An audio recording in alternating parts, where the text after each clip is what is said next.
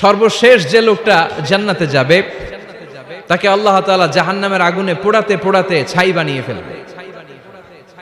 আল্লাহ বলবেন, জিব্রাইল যাও একটু দেখো, একটা মাত্র সেজদা দিয়েছে আমাকে, এরকম কাউরে পাওয়া যায় কিনা। বাটি চালান দিয়ে দেখো পাওয়া যায় কিনা।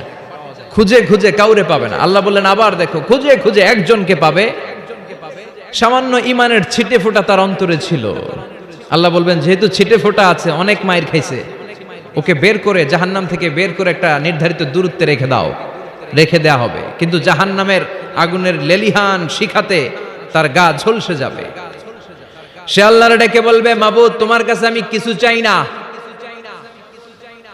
জাহান্নাম থেকে তুমি আমাকে বের করেছো, জীবন নদীর পানি তুমি আমার গায়ের মধ্যে ঢেলে দিয়েছো, আমি আবার সজীবতা ফিরে পেয়েছি। আমি তোমার কাছে জান্নাত চাই না, শুধু নিরাপদ একটা দূরত্বে আমাকে রেখে আসো, যাতে জাহান্নামের আগুন আমারে কষ্ট দিতে না পারে। আল্লাহ আমি কিন্তু তোমার কাছে জান্নাত চাই না,